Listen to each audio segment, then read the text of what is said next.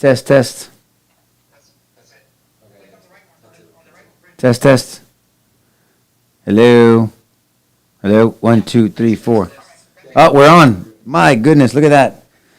It's all Tyler's fault. That's it. Welcome, guys, to another episode, if you're still with us, of R-Rated Christianity.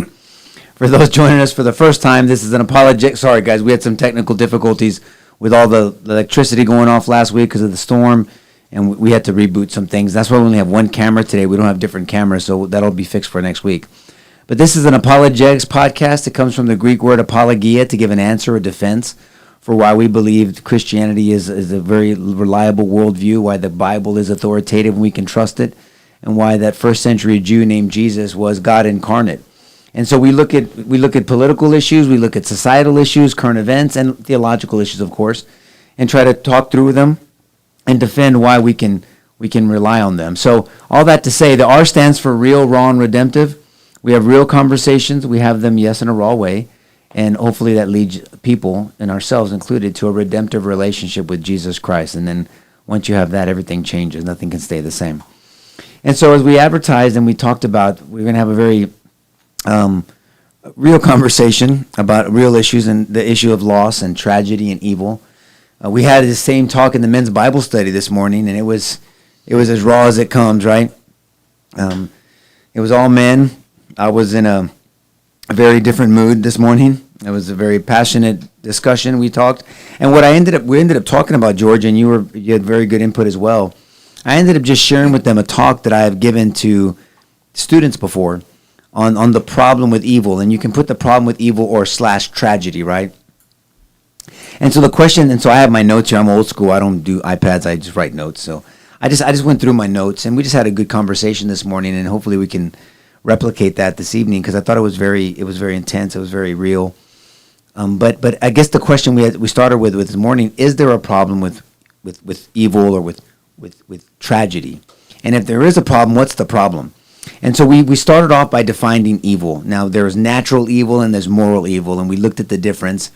Evil being defined as a moral wrong, sinful or wicked, meaning morally. Anything that causes harm. Okay, that's just period, end of story. Regardless of morals, tornado, hurricane, floods. I call those tragedies or catastrophes, but some people call them, and I think you made the case this morning, for natural evil. But then there's moral evils, which includes sin committed against others. Something committed against others, that's more of a moral evil. Rape, murder, sexual assault, embezzlement, things like that, infidelity. Those are moral evils.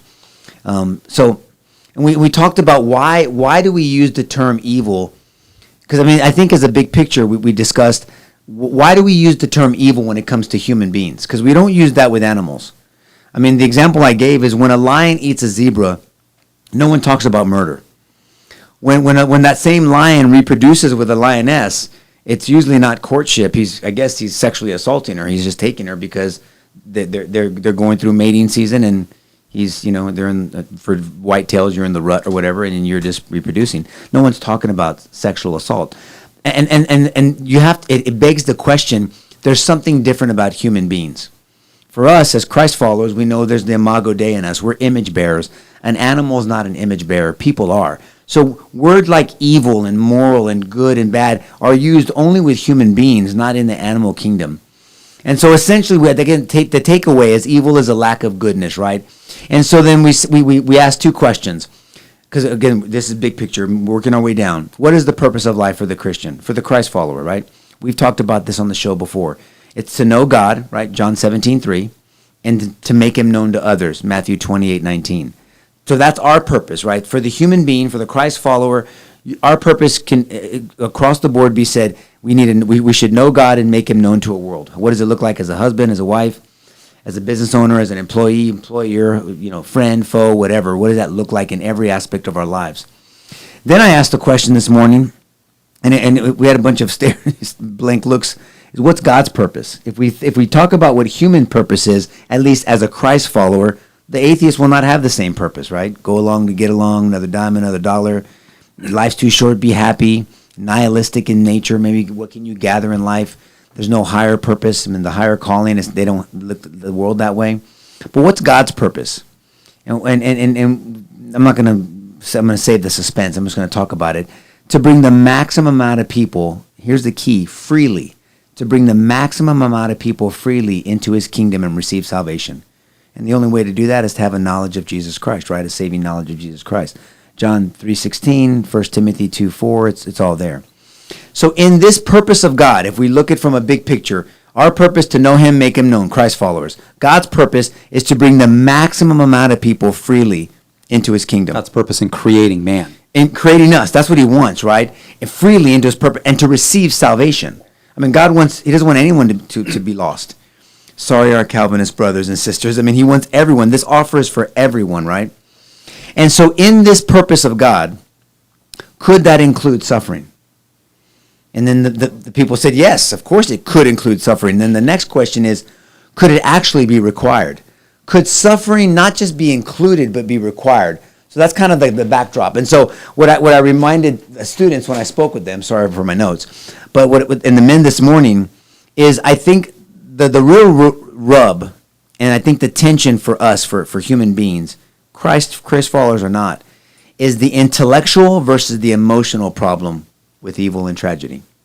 There's an intellectual problem and a moral problem and an emotional problem. The emotional problem is I don't see any good in this, right? The intellectual issue is, the question we have to ask is it logically possible? And we'll get to scripture in a second. Is it logically possible for God to have a moral sufficient reason to allow suffering? I'll say it again so it can percolate in your mind. Is it logically possible for God to have a morally sufficient, there's that word again, moral, reason to allow suffering? So if that statement is true, if it's possibly true that there's a logical reasoning that God could have a moral purpose for something to suffer, someone to suffer, then there is no logical incompatibility with God allowing suffering. So we have this intellectual issue that we have to work through, and then we have this emotional rub that we have, right? And in the moment we don't see it. I mean, and I used the example of my brother's murder this morning to the men on August 15th, 1996. I mean, if you would have said, Nico, don't you have an intellectual versus an emotional problem, I would have told you to go F yourself, because I was stuck in the emotional because it was too new for me. I think the people in Kerrville, obviously many of them, and we'll talk about the vile, depraved, evil sons of bitches that are saying some vile things. We'll address that too, because that's a reflection of their heart, and it's depraved and reprobate. We'll talk about that in a second.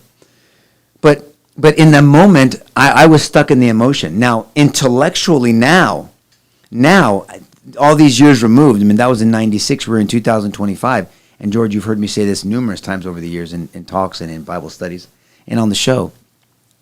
I would not take back my brother's murder. And many people that haven't heard me say that, they shrug their face at me. I wouldn't, because I have seen intellectually and practically how God has used it. It's a Romans 8:28, right? God works all things out, even the hard things, for the good of those who love him and are called according to his purpose, right? And so God's working with everything. He's not just some of it. He's sovereign, so he's not taken by surprise. So obviously, if something evil happens, God allowed it because he could have not allowed it. But he left us in a world that we have free agency, and there's decisions. And so some of those decisions will extract goodness out of a circumstance and then create an evil situation or a tragic or catastrophic situation. So the example again, and we'll keep talking here, and we'll walk through some of these concepts, and then we'll delve into Kerrville.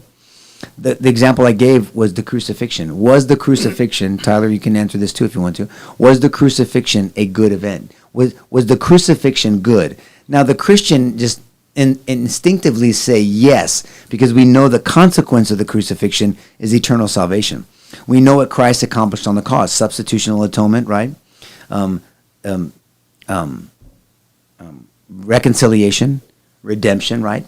And God's propitiation. I mean, his anger was satisfied, right? So Christ accomplished 4 things on the cross, and we benefit from those 4 things if we say yes to Jesus, right? That's the gospel, the good news. But the actual crucifixion, historically, objectively, was it a good thing? No. Here we have a first century Jew that was innocent, completely innocent. Caiaphas, Herod, none of them could find anything wrong with him, that he did anything wrong. He was completely innocent. He wasn't given due process, even by their standards. He was flogged to a point of not being recognized. He was naked, embarrassed, basically suffocated to death, and he was murdered, an innocent man. What is good out of that now? But was the consequence down the road of that good? Of course it was. Was the consequence of my brother's murder good? Yes, it was. I mean, I believe that. I'm not saying I would, if God could have accomplished it another way, I would have said, yes, please. I would want you to accomplish what you've accomplished right now and everything you've done since 1996 of August 15th, but without my brother having to go the way he did. And then all the turmoil and the anger and the unforgiveness and the uncertainty and all the shit that me and my family went through. I wish he could have accomplished it a different way, but he couldn't, maybe, right? And he didn't. And so here we are. And Christ's crucifixion and Mike's passing is nowhere. Christ's crucifixion obviously is far more significant than Mike's passing. But I'm just saying, we know the consequence of it is so now the ultimate example for me, I have two of them. I have Joseph and Job, right? I mean, you and I have talked about Job how many times? How many times have we taught on Job? How many times do I tell you that I learn something new every time I read through Job and we talk it through, or whether it's talking as brothers on the phone or we're teaching on it? And here's Job. I mean, you talk about tragedy. I mean, a wind knocked over a home that killed all 10 of his kids, and then his cattle, and then his workers, and everything else. I mean, talk about a trifecta of bullshit happening to him. It happened to Job. And what Job did from a kingdom-minded perspective, and it's fascinating to look at and study and read how Job's wife responded and how Job responded. Job shaves his head, tears his cloak, culturally that's mourning, his pain, and he says, I came into this world naked. This is a statement of faith. I came into this world naked. I'm going to leave this world naked. The Lord gives, the Lord takes away. Blessed be the name of the Lord. And then his wife says, when are you going to curse God and die already? Same situation, two separate responses, same circumstances, arguably, to both people. And then you look at Joseph, who betrayed by his brothers. Forget about what Joseph brought upon himself a little bit, even though he didn't deserve that. Potiphar's wife, just betrayed him. Joseph's getting shit on. He's embracing his place. He brings character and competence to every circumstance. And then we know what happens with Joseph, right? He's second in charge of Egypt. His brothers come before him. He has the opportunity to show grace and mercy. And he says, what you intended for evil, God meant for good, right? And so there's another Romans 8:28 situation with Joseph. And so we bring full circle, this kind of Job study, Joseph, Genesis 50 study. And you can't help but try your best, and not trying to change anyone's mind right now, and look at this tragedy in Kerrville. And for me, I think, and I've shared this with the men this morning, George, and you heard me say it again, so please bear with me because you heard it already. I see a lot of horrible situations in my profession. I've seen a lot of children passed away. I've seen violent situations. I've seen video that I wish I hadn't seen. 23 years of doing this as a prosecutor, defense attorney. I hope I never get used to it bothering me to see a child passed. It just does something to your psyche. It's a different view. It stains your eyes and your brain. And I guess as a parent, and my wife and I who have dropped off our children at camps before, knowing and hoping and believing that they're going to have wonderful memories made, that they're going to have wonderful fellowship, that they're going to learn about the Lord, and they're going to be building memories. Momo, come on in, brother. And they're going to be building memories. And then they're going to pick up your child, and you're going to hear this beautiful experience that they had. And for me, as a daddy, as a protective daddy, as someone who believes that children are a gift from the Lord, Psalm 127:3, to think of the fear they had, and the immediacy, and it's not like a school shooting. It's not like a crash, which are horrific in themselves. There was time. It was dark. It was the uncertainty. They're yelling for their mom. I mean, it really had a deep effect on me. I mean, it really did. We prayed, and we were still praying in our prayer room. We prayed with our children. I prayed alone. It grieved me deeply. I mean, and it's not a bullshit statement. I mean, it really genuinely grieved me. And so we look at Kerrville and we see this tremendous pain, and you have to ask the question, and it's a legit question: where was God in this? Because if he's sovereign, he's either sovereign or not powerful enough. He's either powerful and he allowed it, and then there's a potential question of his character. Potential question of his character, because we're talking about the problem with evil or the problem with tragedy, if there's a problem with it, by the way. Or he's not powerful enough to stop it, right? And so you have this struggle, at least for Christians too. Don't get me wrong, for Christians. And you hear the stories of faith of some of these parents that immediately are just saying that she's there with the Lord. And look, I mean, I've seen parents grieve. My parents grieved. I mean, I loaded my brother's body on the gurney. I knew as a sibling how it felt. I was not saved back then. And I say this to you, I say this to the men, and this is why I think I'm so passionate about our ministry and just talking to people about Jesus. If I would have passed away August 15th, 1996, you would have not seen me in heaven when the Lord takes you in 50 or 60 years or whatever it is. You just wouldn't have. I was not saved back then. I wasn't. Clearly I wasn't. I promise you that. And so, and that reminds us that time is precious. It's truly a commodity. You can make more money if you lose money or someone cheat. You cannot make more time. We're right now, we're 25 minutes closer to leaving this earth than we were 25 minutes ago. And so time is moving on, and so we don't know when that day is. And whether you're at a camp or the situations I see in your car or in a parking lot or wherever in your house, I mean, you have no idea when it's coming, but it's coming at some point. You do your best you can. So all that to say, I'm just trying to leave a backdrop here. I mean, is there a problem with evil? Is there a problem with catastrophe or tragedies? And if there is, then is it God's fault? Is his character on the line? And can we impugn his character? Because I know I did when Mike passed away. I mean, I knew there was a God. I just didn't have a relationship with him, and I was pissed at him. I cussed him out many times. I held him in contempt, didn't have the balls to do it because he was still God. I was thinking brimstone and fire, so I took it out on everybody else, right? And so you have this uncertainty, and then you put into this equation these evil sons of bitches out there that some of the vile things I've heard, Momo, I mean, just that's what you get. Yeah. I mean, disgusting. It's disgusting. I mean, just disgust. This was a racist camp. I mean, if you had a camp in Chicago, they'd probably all be black. If you had a camp in Colombia, guess what? They'd be Colombian. I mean, are you serious? I mean, this is the vile, and it enrages you. And I hope it's righteous anger, and I don't want to sin in my anger, but it's anger nonetheless, and it's disgusting. And any politics on either side right now, there'll be enough blame to go around probably. And we should hold people accountable. I don't care which side you're on. There's not a side. I'm on the side of truth, right? We're Christ followers. Yeah. That's his character. God can't lie, so truth matters to him. So that's it. And so at the right time, but we haven't even finished accounting for bodies yet. They're still searching. And they're still searching, Dad. And there's a new normal. And right now, I'll tell you this, Pat Mo, is right now is the easiest part for these families. I promise you that. Because right now they're getting the attention, and right now it's so new, and they're having all the assistance and the attention, the prayers. But in 2 months, everybody else goes back to their life, and there's this new normal, and then there's the first birthday, and then there's the first Christmas, and then there's an empty chair, and then there's this, and then there's a remembrance, and then you're walking down this beach of a road, and then you have the wave come in and knock you on your effing ass. When you think that the water was easy to walk into, and then the tide goes back out.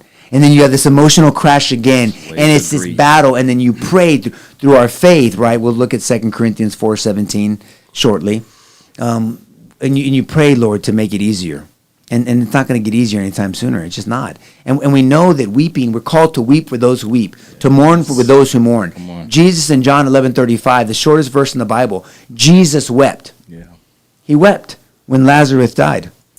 And Mary and Martha said, "Where are you?" I read that passage at my brother's funeral, not knowing what the hell I was reading. Not believing it. I didn't study it. I just knew that was what I knew. I mean, did Jesus wept? We're weeping. Where were you, Lord? You know, and I had no answer. I didn't believe it. I just felt it was a box-checking exercise because I wasn't persuaded. We're studying Hebrews 11, by the way, in the men's Bible study. I didn't have faith in Christ. I didn't.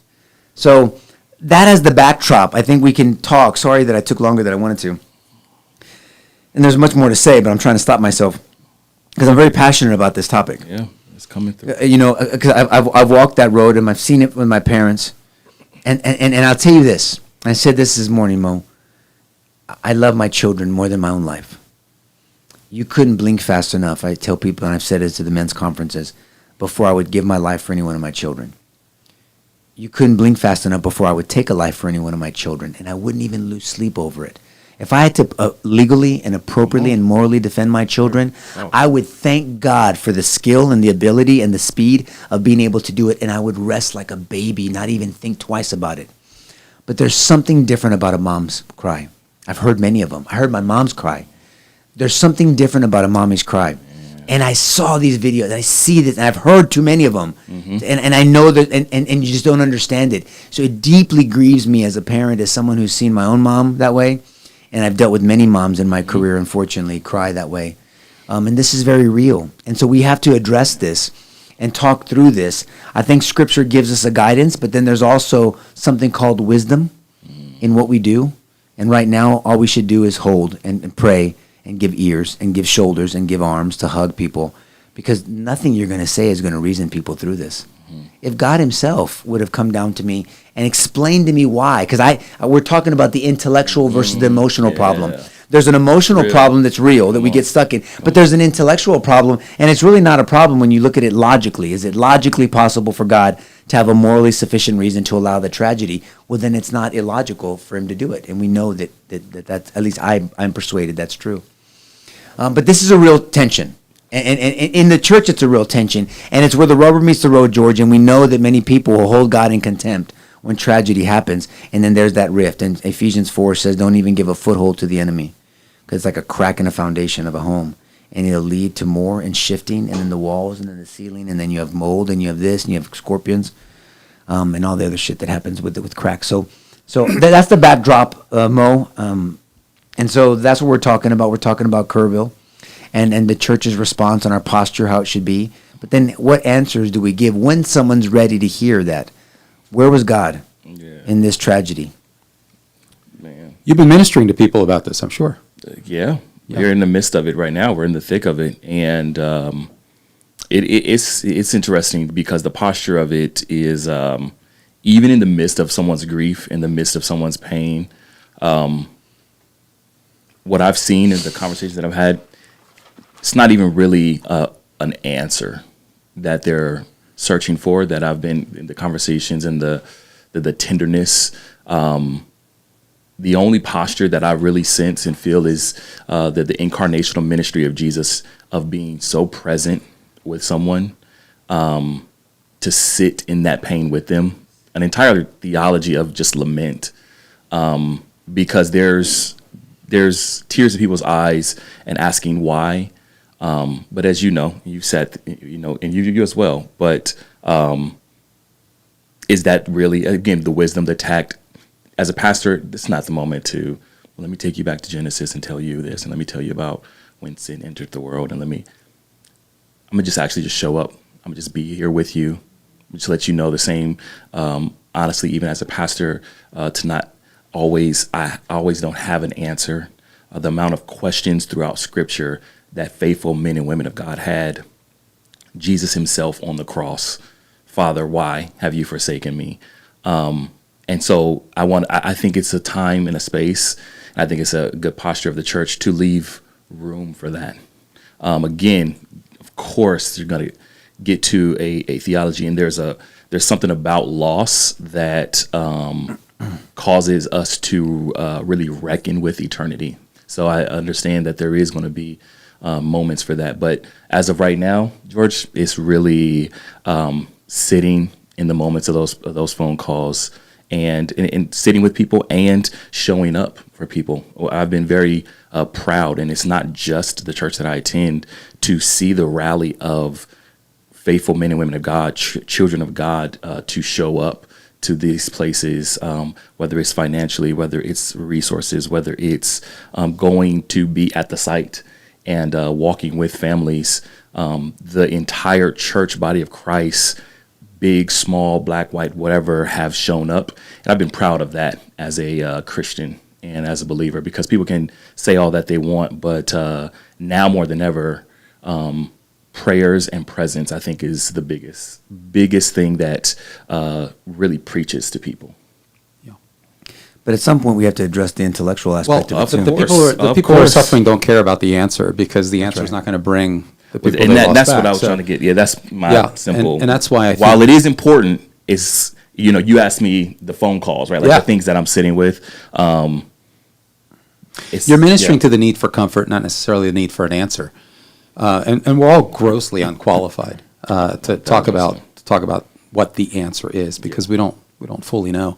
We've been given a lot of insights from the Scripture, and through the disciplines of Christian philosophy. There's a lot of answers, but nowhere near enough. When you're in that kind of pain. I love what you said about the ministry of presence. I immediately thought the Lord is my light and my salvation. The Lord is the strength of my life. Yeah. And I will not be afraid. Yeah. That doesn't say anything philosophically. It just says this is who God is. Yeah. In this time. He is a source of 23. comfort. He's Yeah. a source of direction. I ride a nice staff. He's a source of strength. Yeah. I think about the loss. In my own life, in my family's life, we've experienced a significant loss. But Nick was talking about it. You never get callous to it.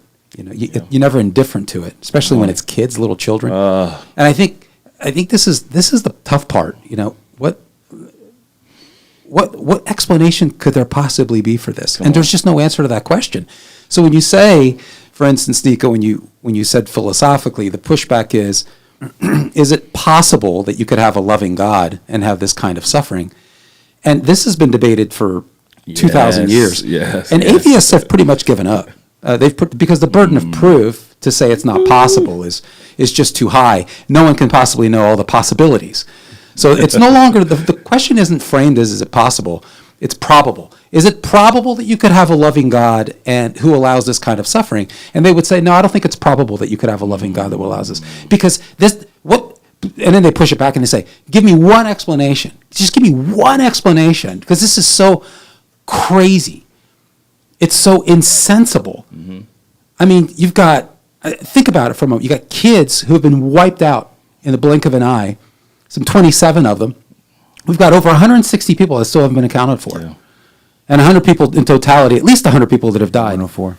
And so what's the explanation for that? What about kids that are shot and killed indiscriminately? Come on. I mean, you deal with this on all too regular basis. Is it possible? Sure, it's possible. Yeah. No one can Yeah, account for all yeah, the possibilities right. otherwise.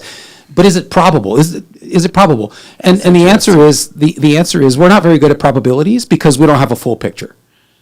We don't have a full picture of past, present, future, do we? And so the answer is, yeah, it's probable. Of course it's probable, because I'm only dealing with a slice of reality. So philosophically, we've got to come back to that. Human beings have a very finite view of reality, whereas God has an infinite view of reality. And so to go back to Nico's capstone, God has a full view of reality. He has the resources. Now, it still doesn't bring back the lost. It doesn't answer that question. But it at least sends up a red flag that we are not in a position to sit in judgment over an infinite God from a finite place. And so I think that rests the philosophical, but it doesn't address the emotional. No. And what's been happening is you've got people that are parachuting into this debate on social media, and they're disrupting people from their healing by raising bullshit intellectual arguments that sound plausible, but with just a little probing fall apart. And social media is maddening to me because it's like swatting flies. It's just never enough. And it's fatiguing, it's exhausting, and I worry that that there's damage, that they're actually going to sway people with a lot of these fake arguments. So this show here is really, to sort of walk with the brokenhearted, because our hearts are broken by this, but we're also offering what's called a theodicy in philosophy. That's good. A theodicy is reconciling a loving God with gross pain and suffering. That's what we're trying to do. How do we reconcile that? Was God on a vacation? Did he not know? Was he powerless? Or is he sadistic? He just doesn't care. Like he's both powerful, but he also didn't care. He's just sadistic. Or is it that he cares a lot, but he's not powerful enough? And so forth. So these are the questions that we're trying to toil with here, because there are people that are struggling with this right now. For sure. And I think in that regard, I think we can rejoice because there are some good answers. And they're not answers that we came up with. These are answers that have been around for a long time, and that we hope to share with people. And I think what's good about that, sorry to cut you off. No, go ahead. What's good about that, and spaces like this that we get a chance to create, is that there's a narrative and an ideology that to push against the stupidity that we see in social media, which is necessary, because if we are passive and say nothing against that false narrative or that stupidity of reasons that are thrown out in this time, disrupting people's healing. I love that line. We have to, as church, as the body of Christ, offer an answer. And again, timing, all the things, but it just made me think about that as you were talking. Spaces like this and church and beyond just Sundays, we got to combat the stupidity with truth. I'd like to add on that theme, because I think that's because Nico sent out a couple texts this week. Yeah. Just outraged at some of the things that people were saying. Yep. It's not just that they're disrupting the healing of a person, but they're almost giving a person additional license to commit even more atrocity.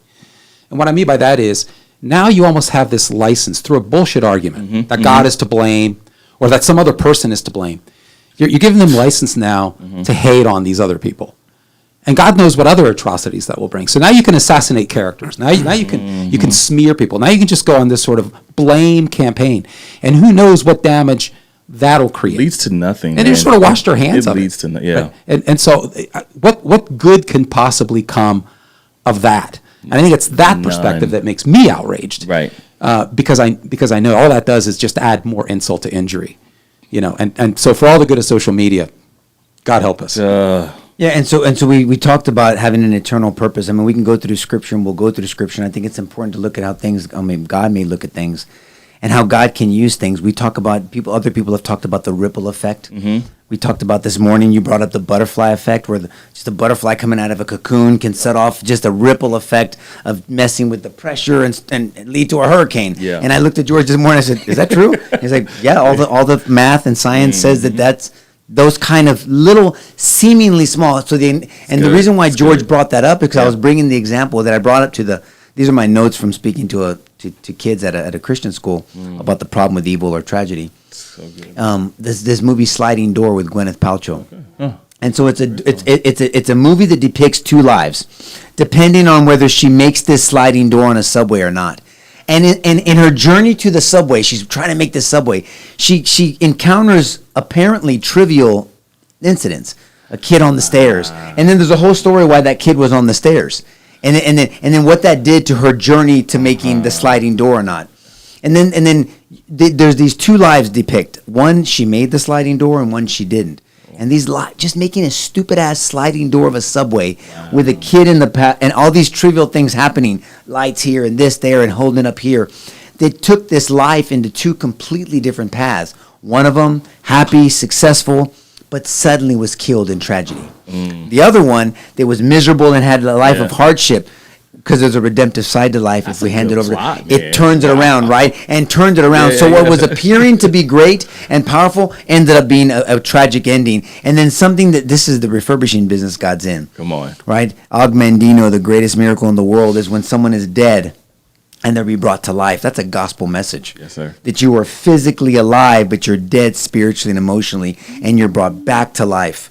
The greatest miracle in the world, because then anything's possible for that person that submits themselves to Christ. And so you see this sliding door analogy, and that's when George brought up this butterfly effect, and I'm there like a stupid-ass student in class, and he's explaining how, butterfly coming out of a cocoon, and the pressure that makes or proposes can go in, and then I think Colonel said, and cause a hurricane.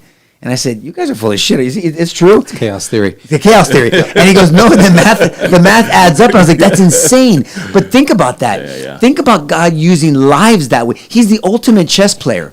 And he's working from eternity. Yes. And even if he were to explain why he allowed it, we wouldn't get it. Because we're stuck in the emotional. And he's working in the logical and the intellectual. Yeah. And then the eternal, take it to an eternal. That's right. We're stuck in the intermediate. Yes. So it's, whether you're talking about sliding doors or a true butterfly effect, you have these seemingly trivial initial conditions that obtain, and they multiply over time to create a very consequential outcome. Yeah. And at any given time, and what it does, it ends up changing the entire trajectory of the system. And in the middle of that, no one can possibly know. And if someone literally inserted themselves and say, "Hey, I've seen the future, and this is what's going to happen," they'd get laughed out of the room. Mm-hmm. That's the interesting thing. Yeah. It's like, well, if only I had known. Are you kidding me? Yeah. There's this guy named Jesus. He did it the whole time. I mean, he literally predicted what was going to happen. Yeah. Right? Yeah. And they laughed at him. Yeah. Yeah, they did. And so the point is, we're stuck in time. We have limited perspective. And when you're in that emotional, so what's the emotional problem? What I mentioned this morning is the reason there's an emotional problem here is that is that no one likes a God who calls himself loving and yet allows all this suffering. Yeah. There's just an We inherent, want it both ways. There's just an inherent We want it dislike. both ways. Yeah, right? yeah. And so that's the emotion. And you don't even want to admit that you like a God, much less love a God. Yeah. And so that's why it's important that you don't stay stuck there. But we do it, George. But we do the same thing, and not For from an sure. eternal perspective. Uh-huh. I mean, I love my children, but in loving my children, it requires suffering. I want them to suffer enough, but I'm using a finite perspective in wanting them to suffer. I want them to suffer physically. I want them to suffer emotionally. I do, because it builds them up, right? And it's the wolf theory on your bones. If you break a bone, you put more stress on it. That's why they want people that are older to do weight-bearing exercises, because the stress on your bones strengthens you. That's why weight training is I think you good need for to you. flesh that out a little bit, because you're a human being like me, and you're finite, and so this is a very micro way to look at this, but that's exactly what's going on a macro level. Yes. So so why did God create this particular world? I mean, Nico's already talked about the fundamental, and if you guys really want to get in the weeds on this kind of stuff as a believer, there's a book that's yay thick. It's called The Philosophical Foundations for a Christian Worldview, written by J.P. Moreland and William Lane Craig. And they dig deep for people who are suffering and who enjoy reading. Yeah. Or maybe reading makes you suffer. I don't know. You have to figure that out before you read. But people who are suffering and enjoy reading, this gets into the weeds of that. And I would strongly recommend that you get into that, because ultimately the question is twofold, and we addressed it a little bit this morning. The question is, if God is all powerful, can he create any world that he wants? And then everybody was like, sure, he's all powerful. And then the second corollary to that is, well, if God is all loving, Yes. then that world will not allow suffering. Right? Yes. And so on the first part, if God is all powerful, can he create any world he wants? And the answer is no, and at least no world that we can be part of, because we're free creatures. So God can't create any world. The thing. That's the point. So free agents, Then, yes. you have to allow for the possibility that those free agents That- are going to behave in a way That that's is the- disordered from the way God would have done it. And that's when you get evil. Evil is basically a disorder in the system. It's Yeah. a disorderly application of your will. Yeah. Why is it disorderly? Because it doesn't align with God's will. Right. And so anytime you account for free agents, so the answer to the first That's question it. is no. So now you got free agents. Yeah. So it's like, oh, geez, God knows what can happen there. But the second question is, if God is truly all-loving, then that means he'll create a world where no suffering obtains. And so now Nico brought up a very important point. In a micro world, you create situations just because you're a daddy and you've lived so much more life, and you do have some control over their circumstances. You create a situation, a world, a micro world for your kids, where you maximize the goods and minimize the not so goods to achieve an outcome. Right. And that is, in essence, what we're saying about God. What's the outcome? The greatest number of saved persons that can live in eternal relationship of love with him. That's the goal. And so he's created a world that minimizes the atrocities and maximizes the goods. And there's no way we can sit in judgment in order to achieve that outcome. But there's no way we can sit in judgment because, again, as I often say philosophically, what argument does an ant have with a boot? Right. we just simply lack the perspective resources. But I think the analogy is a powerful one, because even we as kids allow our kids, or even as adults, we allow our kids to go a certain measured amount of suffering to achieve a greater good. And it's so funny because But we won't let God have that benefit. And it's so funny as you think through the lens of a parent. I have a 2-year-old at home, and the amount of, even if I wanted to eliminate all, he just, this other last week, just like running around, and he had like failed because he tripped over his own foot and just bloody gums. He just kind of hit something and just bloody, he boo-hooing, crying, all the things. And the amount of even moments of trying to be helicopter dad, of like stopping him here, don't do that, stop, all the things. If there's going to be free agency, if there's going to be just a choice, which love necessitates that, and we either desire to be robots or we desire to have free will, be able to have a choice, and God has given us that. And I think when you allow that, when you open that door, there's a choice that changed everything. We go back to Adam. And because of that, there is no stopping it. Like, he could have, of course, created something where, again, we're robots. Then you are going to argue that you want to have choice. But the only thing that makes this thing a tragedy is because humans were involved. So let's take an Talk element about it. out. Talk about it. Let's take an element out. Let's say that there is not one camper on the Guadalupe River on July 4th. Then what would we be talking about? The flood. The same, exactly. It's the same event, the flood, but But it's a consequence of sin entering the world. Well, right? but is it even sinful? I mean, No, not the flood. But I'm saying the natural disasters, all Yeah, the but things. is that sin caused, or is that just No, that's an no. order? That's an orderly Yeah. the earth because without Yeah. human beings, that's a Yes. flood. There's hill country, has limestone. There's not a lot of We're runoff. out of the moral. Yeah. And we're into the natural. Right. Yes. Right. So I'm with the you. thing that makes it tragic is that people, and I'm not blaming them, No, by the yeah, way, I'm with you. it's that people chose to live in this area, like people with hurricanes or tornadoes or whatever. It's not blaming them. I'm just saying course. it elevates the value of human beings. But we're taking this natural event that would just be another. Hey, it's kind of Guadalupe rose 30 feet in 45 minutes. Cool. Thankfully, nobody was there, but there were people there, and that's what make. So I mean, but see, but Yes. people make this natural event, and it's human nature to make it a moral evil because the person that With you. is the offender is God. Because if he's all powerful, then he did this on purpose. And I go back to Job because Job at first was doing well. God, gives, takes away, blessed be the name of the Lord, right? And then he has some really shitty advice from his friends. And what did you do? And why don't you repent? And God's good and he doesn't punish people that are good. So you must have done something. What did I do? And then you get into Job 38 and Job does it. And God can handle it, but he questions, right? He pushes back. And then you read between 38 and 42 and God just takes his nuts. I mean, it just sets him straight. Yeah. Where were you Yeah. when I'm essentially playing this eternal chess game? Yeah. And I'm listening to this person and answering that and seeing how this correlates. And if I say yes to you, I say no to you, that affects her. And he's doing this, and then he's thinking about, but you're not thinking of your great-great-great-grandchildren. I am. And this is going to affect your great-great-great-great-grandchildren, and specifically your great-great-great-granddaughter that's going to affect your great-great. I mean, you see how he does it? And then so where does Job end? Where does Job end after being addressed down by God in Job 42:3? He says, sure, listen to this, but think about what he's saying and what he's relating to. Surely I spoke of things I do not understand. Listen to this part. Things too wonderful for me to know. You just lost 10 of your kids. Yeah. These are things that are and this is before he'd been reestablished, and he had 10 more kids, and I think 7 boys and 3 girls, and triple the cattle, and triple this, and he was given way more than, none of that matter. How do you replace 10 of your precious souls? But all I'm saying is, he makes this statement of faith long before God stepped in and did what he was going to ultimately do with that situation. Clearly I spoke of things I don't understand, things too wonderful for me to know. Those are the things that we don't know that are wonderful. Could I have said that on August 16th, the day after Mike passed away? There's no way in hell. But can I say, do I agree with Job 42:3 today? Sure.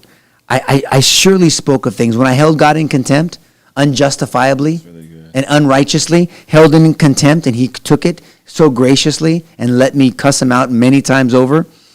Clearly I spoke of things I don't understand. And listen to this part, and this is what I say. Things too wonderful for me to know. And I agree with that statement today. But man, was it a hell of a journey getting there. And so people are still in it right now. And they don't understand it. And so the church has to bring light to that. But you can't even talk this way to somebody right now. They're in triage. Yeah. They're in spiritual triage. I mean, like I've had shoulder surgery when an injury. Now, thank God it's back to normal. But when I first had surgery, I'm doing pendulum swings. And I'm like, there's no way. And I get in a stick and I'm doing this.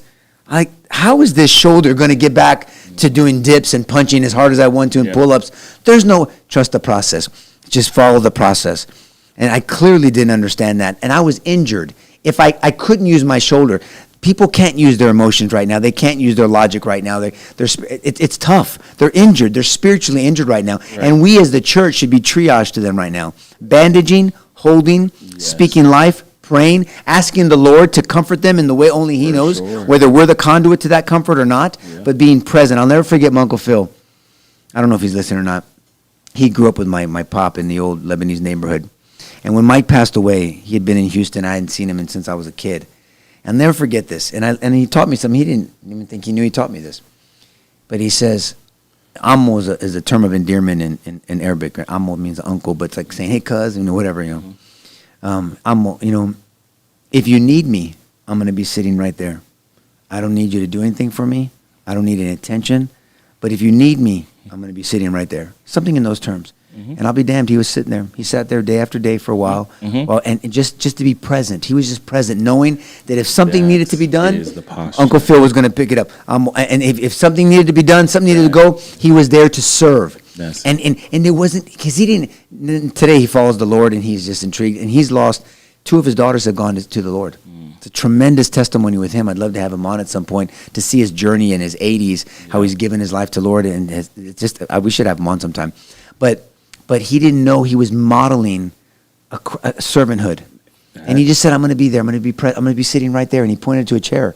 And he was sitting he's probably sitting in that damn chair every time I looked around. And he didn't say one word to me that I remember in those days, but he was sitting in that chair. And I think that is, you talk about full circle. The wisest things Job's friends did until they opened their mouth showed up and were there with him. Initially, I know. And they start talking crazy, but they're sitting with their friend who has gone through craziness. But what I think is so important about that is this isn't just a good thing. This is a model of Christ to be present with us, to be with us. Out of all the tragedy, out of all the Old Testament, all sorts of things, he continues to promise himself. I will be with you. Have courage. Don't be afraid. Why? Well, you want to give me weapons? You want to give me something? I'm going to be with you. I'm going to be with you. And I think there's not only a encouragement that God is with you to those who are suffering, but to model that, to not try to have all the right words. And I think that posture right now for any person who's in proximity to someone who's asking questions or in a place of stress, I'm here. And I'm going to be here and I'm going to stand with you. And I think that is just that's the biggest thing, I think. And I think as a pastoral heart, there's not enough of that. And I grew up under a pastor. He taught me so much of just, I would go with him to these hospitals, and it'd be he was old school, bedside visit. He would get the call. He's showing up to the hospital. And I'm sitting there. I'm like, all right, so what do we do? What do we do? We do. And he's in the hospital room with this older person that's, on their deathbed possibly. And he said, we sit here, son. And, he's a spiritual son. He's just, we're going to be right here. We're good. Whenever they would, ask, hey, could you pray for such and such? Okay, yeah, that's totally fine. All right, but you know how it is. And you're just sitting there and I'm young, I'm antsy. Yeah. I'm like, all right, so what's the thing? We're going to sit right here. Mm-hmm. And we're in the waiting room, just sitting there, like, we're going to sit right here. And it's like, to the same point that you're talking about with your uncle, mm-hmm. I'm right here. And it's these things, though, where I just remember just watching, like, what's all the things to do? What is he said, we're going to be right here for the family. And he would be there, and we would be there for hours, and then he'd be like, okay, and we'll come back tomorrow. And I'm like, dude, to do what? I'll tell you, I had a so funny you said that. You reminded me of something. So when Michael was born, he ended up in the NICU for 10 days. And there was a night, I just remember, I hadn't talked about this in a while. There was a night where, when you walk into the NICU, every parent just has that look. Because you're all there and you're worried about your child. Mm-hmm, mm-hmm. And so the parents don't talk. You just kind of, like, hey, I'm here, we're here too, mm-hmm, that type deal. Mm-hmm. And there was a young boy that there was, I know him as Cab now, Charles Beaver. Cab, his dad's name is that too, but Cab was there. I didn't know his name at the time, and he had more contraptions around him than Michael did. Michael had a bunch of tubes and beeps and noises, and after a while, beep beep beep, and you just start, which ones are the worried ones or not. And so me and Davi stayed there, and the hospital was gracious enough to let us stay there. We didn't leave. I mean, we had stayed in the room. We just stayed there. I mean, I wasn't leaving anyway, but and there was one night where I heard a beep beep beep beep. It was a different beep, and our nurse for Michael looked up and darted over there to Cab. I didn't know his name at the time. And I remember looking back, and nurses converged on him, And the thing I thought, because, his parents had been there for days with us. Right. But they probably were tired. They just needed to go home. You need a rest. I mean, I get it. For sure. And I remember thinking, dear Jesus, don't take that boy home yet. His parents aren't even here. It broke my heart. I mean, I was wrecked. It broke my heart. And they cleared out the NICU. And the Davi walks in, and she goes, Chulo, why are you up here in the waiting room? And because you're in the NICU, but there's a waiting room in the NICU, not outside. And I said, you know that boy next to Michael, caddy corner, yeah? I go, he crashed. They call it he crashed. And I don't know what's going on with him right now. I can't leave. We got to pray. And I go, his parents aren't even here. And I was grieved over it. Yeah. So he survived. He's got some challenges. I'm not different than Michael, and the next morning, his name is Mitch. He's a beautiful man, and his whole family is beautiful, and his wife's name is Elizabeth. And I just assumed, I was leaving the NICU the next morning, I see this older gentleman there, and it was Grandpa. Charles is his daddy, and Hannah's his wife. And I saw, you were here with that boy in the NICU, and he goes, yes, we are. And I said, I was here last night when everything happened. And I prayed, and I asked the Lord not to take him because his parents weren't here. Yeah. And my wife and I prayed. And Mitch just broke, and he wept. And he says, thank you. And we could talk, we couldn't talk. We can go a year without talking, but there's a special bond that you formulate with somebody in the trenches of prayer and things and catastrophe and tragedy. And again, I could talk to him. I could not talk to him for a year. I'm probably going to call him tomorrow now. But I mean, and he'll be, if I called Mitch, any of that family, if I called them today, I needed something, they would be there for me, and vice versa. Off You know of what I'm this saying? moment, Just that moment. And the church has that opportunity to have these moments. That's my point behind the story, to have those moments with people. And then, and as the Lord leads, then we have the intellectual discussion, and we have the theological discussion, and we take them to Praying for the Scripture. opportunity to. I think Reach them with people are wondering if you cut a similar thread through all the posts, the good, the bad, and the ugly. People are wondering, because this is truly a natural event. It just occurred to me that the very people who are very angry are all the same people who are begging God for rain 2 weeks ago and 3 weeks ago. I mean, we are in desperate drought conditions in the state of Texas, not to be understated. And so the very people that were just begging God, please, whatever you do, bring rain. Rain comes, and we know what happens. Now we're on the other side, and we're saying, well, if you could have there must have been a better way to do this, God.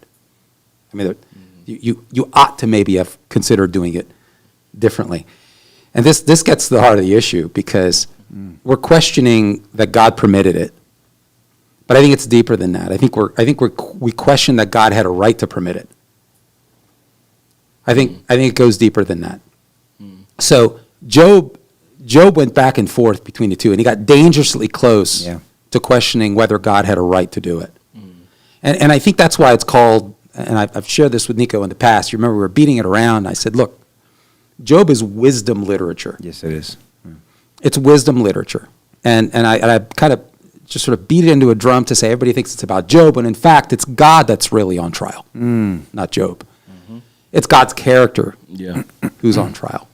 And so you have this ebb and flow of Job questioning what's God up to, why is he allowing this? But he gets dangerously close to challenging whether God even has a right to do that. And that's when God really pulls out the big guns and said, I don't remember you being there when I was setting in place the foundations of the universe. I don't recall you being present when that was going on. And I think ultimately this is something we need to wrestle with. At the end of the day, and you don't need a tragedy. It's just good to sit back and say, do we really believe, generally, do we really believe? Because when tragedy comes, it'll expose what you believe the hard way. But I think we ought to wrestle with it every day in the mundane. Do we believe that God has a right to be in charge? Do we really believe that God has a right to run the world, as I say, the way that he runs the world?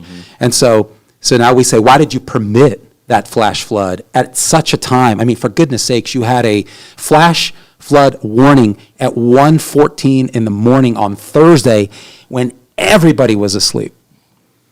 And so the National Weather Service, just to be very clear, the National Weather Service did their job. Yeah, it's not the National Weather Service's fault. That's right. Now, there's a legitimate argument to be had whether Kerrville authorities had the systems in place to receive the warning and transfer the warning downstream. Legitimate conversation Yeah, to be had. that's right. And it's looking like no, but we'll see what happens.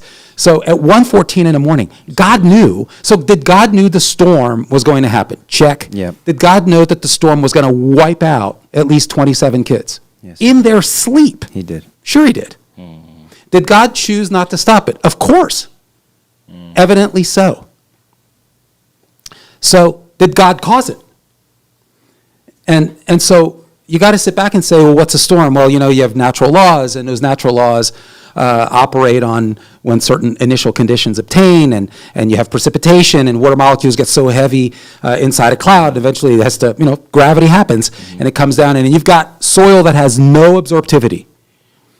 Right? So there's conditions that are happening, and God set in place. He doesn't need to be directly involved in creating this. But here's the rub. The rub is that people, this is not our blame, this is just reality. People made choices.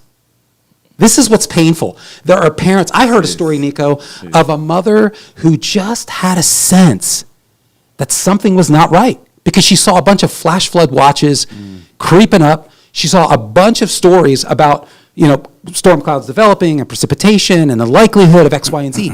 She got in her car and she drove there and she got her kids out of there Wow. on her own volition. Wow. And they would have been kids that would have been right in the middle that bottom of one. that wave. That bottom one. Right, because the news has pretty much confirmed Man. that the camp has all of the elementary age kids along the river basin. So those cabins, the younger kids were along the river basin, and older kids were upstream.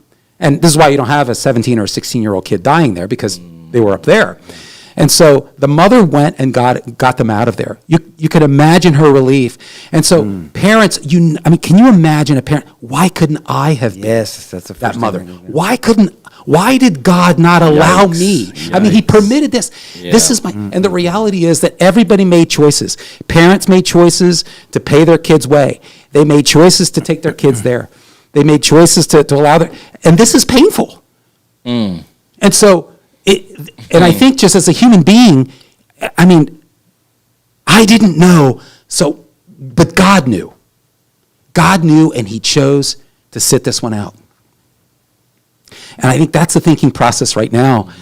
And so I think you need both ministers and people who walk with God and who know the scriptures to come alongside them and listen. But at some point, people are going to want to reconcile that. They're going to want to reconcile because at the end of the day, Nico, this is going to pass. The pain will remain, but life goes on. And I got to walk with God now. If I'm a believer and I've lost a child, I got to walk with God. And I've got to can I walk with someone that I can't trust because he doesn't have my back? So these are the things that I think are churning right now. Do you remember a guy in our Bible study? I won't say his name because he ended up getting I don't know if the divorce, the pain of, there's like a 94% chance of a divorce. Yeah. When a couple loses, or 92% chance when they lose a child. Really? Yeah, it's a high rate because I it's didn't know stress. that. Oh yeah, it's a big. So they buy a new house. They don't know the house yet. They have a 2 or 3 year old walking but very young. They're having a housewarming party that night. He came to our Bible study for a while. This is years ago. And so the deet click for the sliding door to the back pool. I remember this. Remember? I do. They didn't know because you check foundation and roof and AC. You don't check little connectors on things.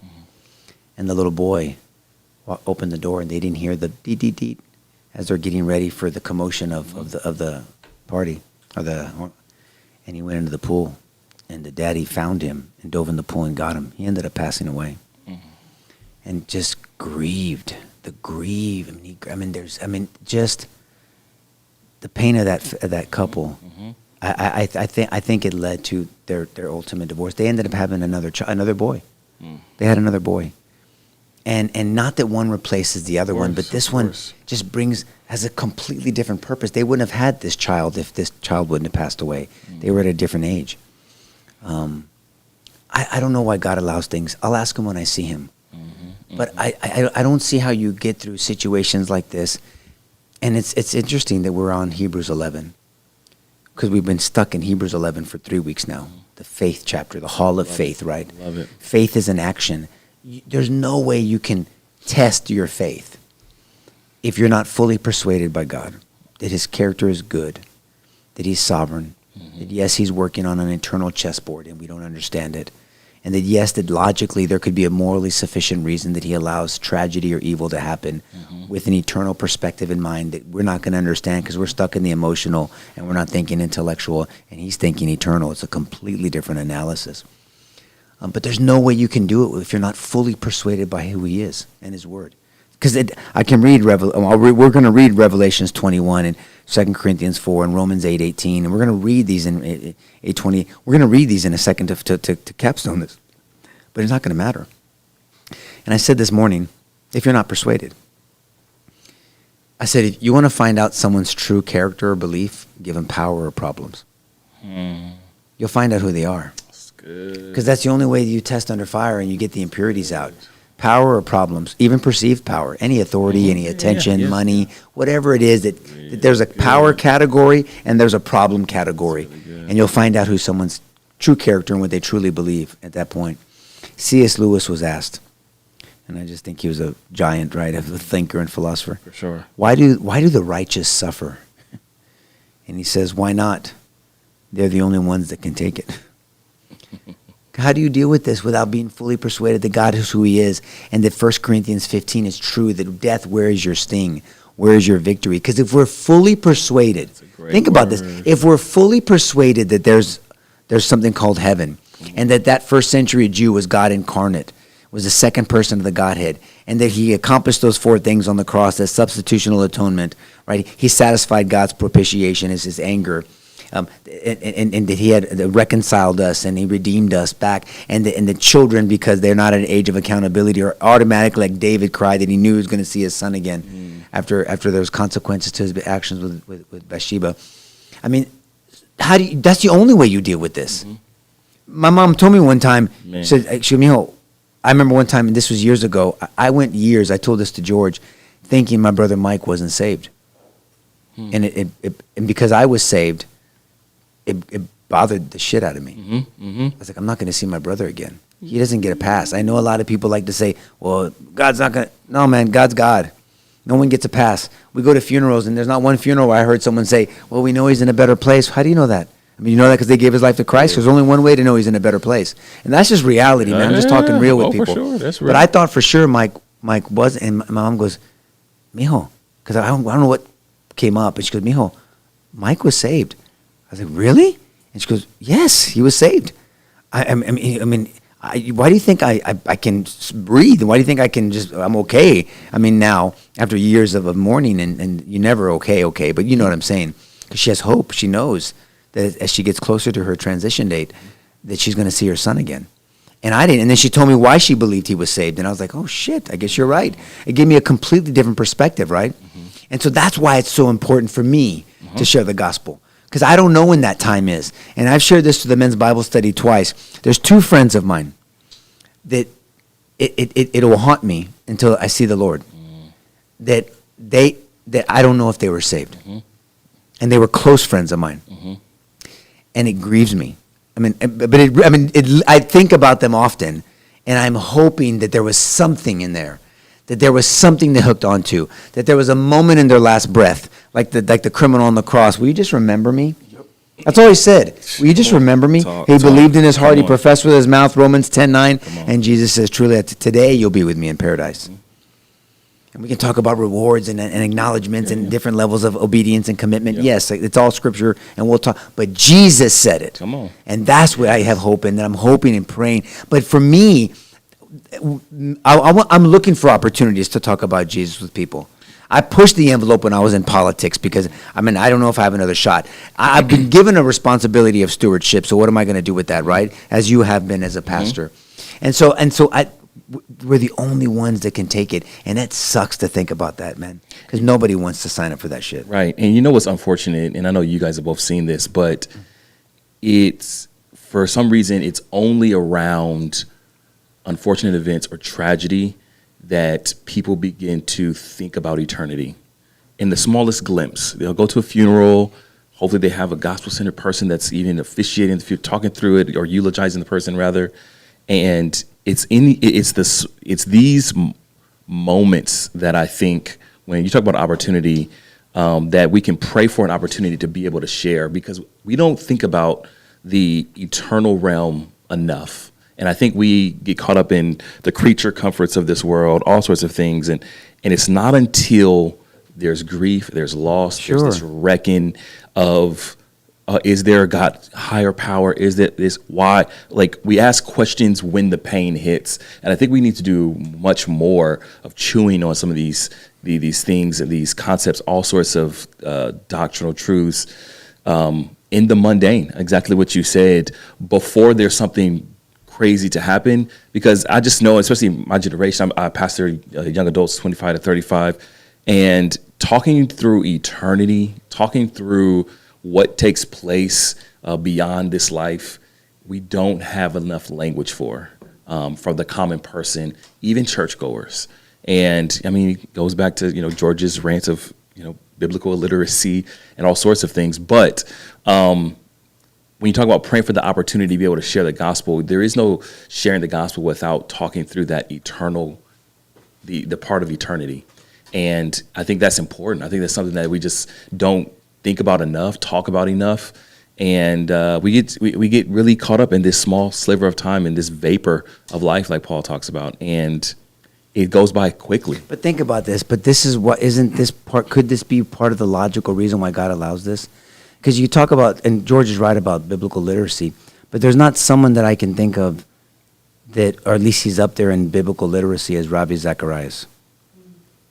But there was something that didn't hook with him. Now, I don't know if Wait, he's... say that again? Ravi Zacharias, I know, but the what's your apologist point? of biblical literacy. Of like having literacy. He had biblical, he I knows got the you. Bible. Okay, He could I hear you. philosophize it. He I hear could you. talk to you through it. He For can sure. reason you through it. Yes. But there was something that didn't persuade him.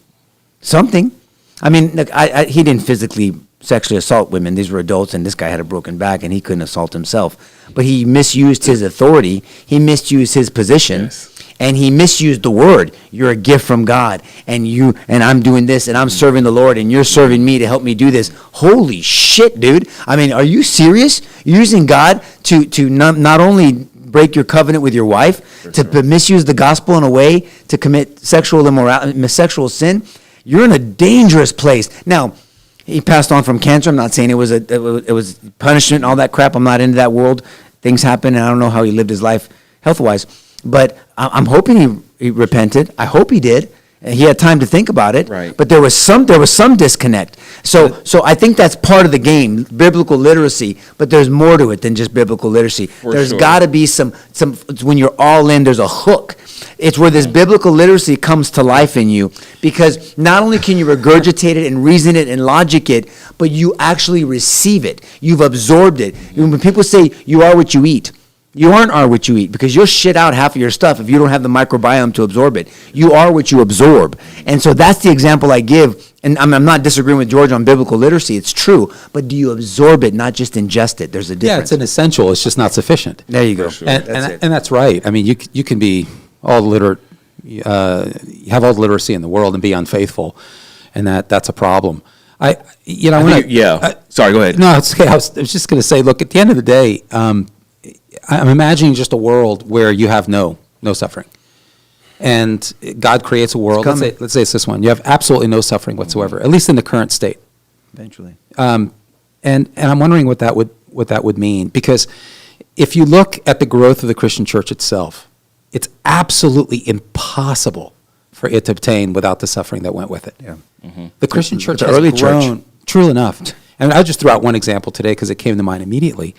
And I kind of whimsically called Mao Zedong, who was a gross mass murderer in the 20th century. Again, he makes Hitler look like an amateur. He was a hell of an evangelist, if you think about it. Because if you look at China, and it has the greatest number of underground Christians right now, truly. And if you look at 1946 to 1949, during the Mao Revolution, and the dude didn't die, I think, until 1976, so it was around way too long. But during his time, the Christian church just exploded. It went from 20 million Christians to like 75 million Christians. We're over 100 million Christians. And this is possible under extreme suffering and persecution. And so look at the sort of converse of that.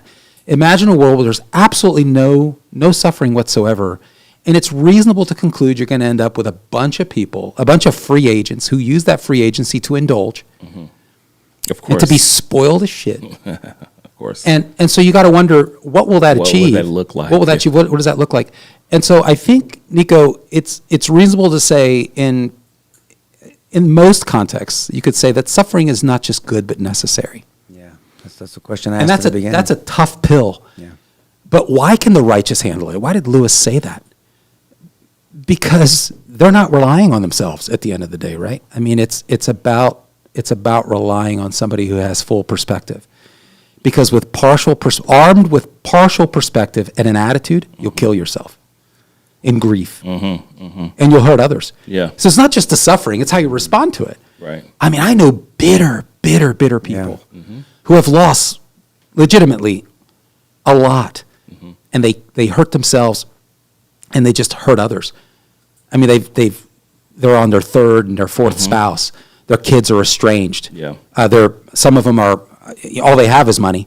Yeah. Others have ruined themselves, with financial loss, because at the root of that is unresolved grief, and this deep depression. Yeah.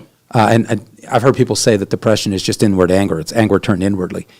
And so that's one aspect. But what if you can trust the Lord? What if you can recognize that God's in charge, that he knew the end from the beginning, and that he is in deep, deep love with you and has a vested interest in your future?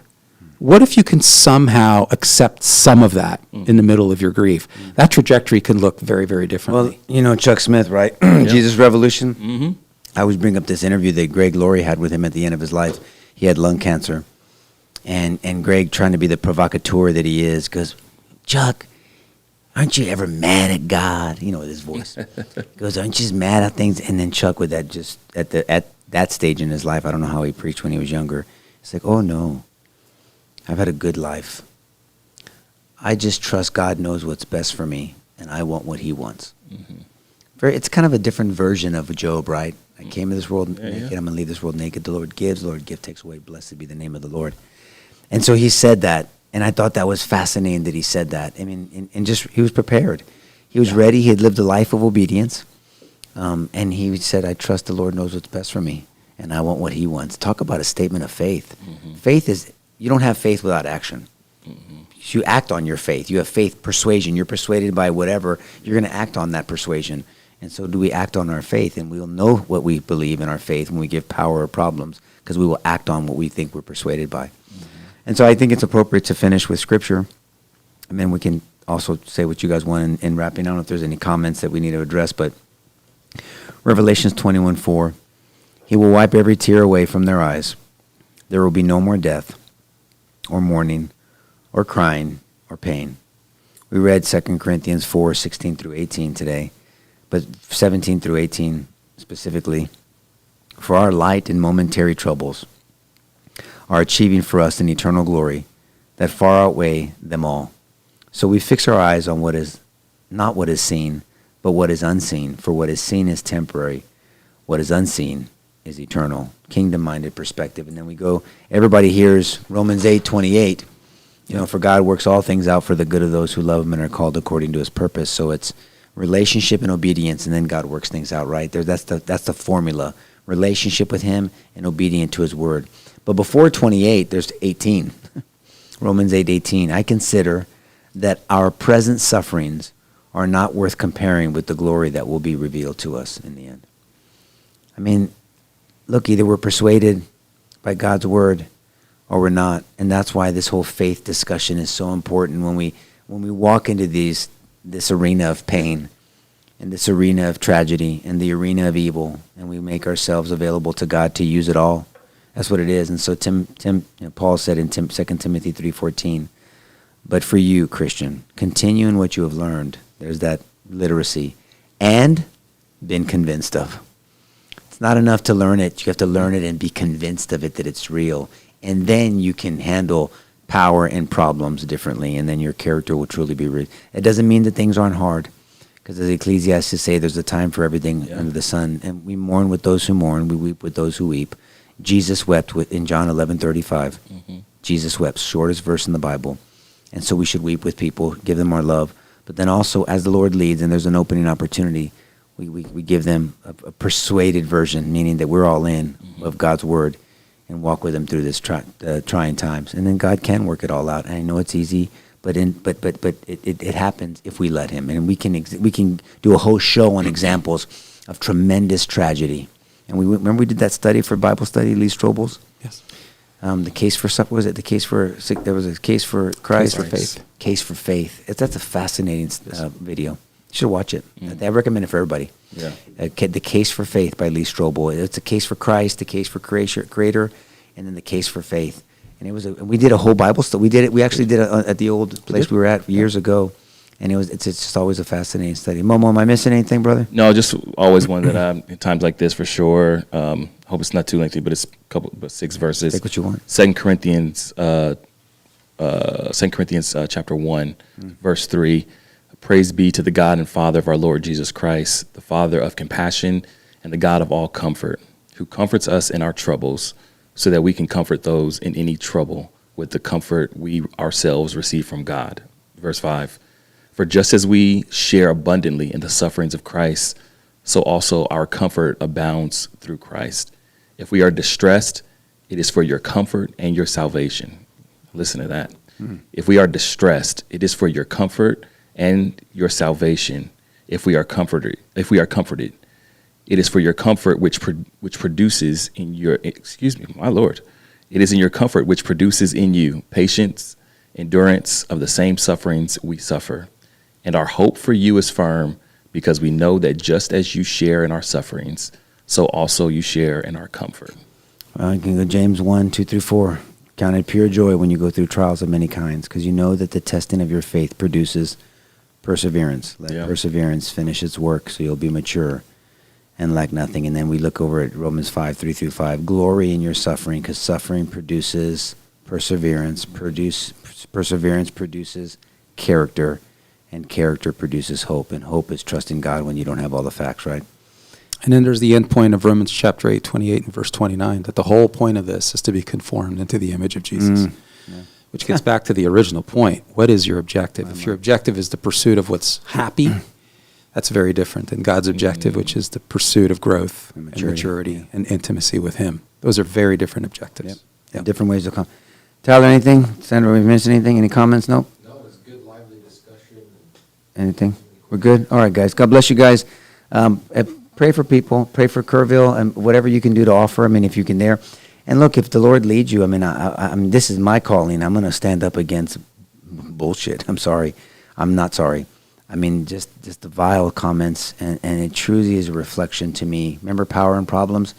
I think the moral compass of our country and our society is so divided right now and so reprobate and depraved. I hope it's righteous anger. I hope it's not sinful anger. I pray through it because it really works me up. I just don't understand how we can't just mourn babies, innocent babies that were, these are the same people that didn't care about the children that were dying with an open border, since we're talking politics, but they're going to do this shit, and they're going to make comments that are completely inappropriate, completely disgusting, and ultimately shameful. And I need to work on praying for them. I'm not there yet, but I'm just being honest with you. But speak the truth in love, do it courageously, without any hesitation, and love on somebody a way that God will honor God. God bless you guys. Please share this with someone you think may benefit from it. Bye-bye.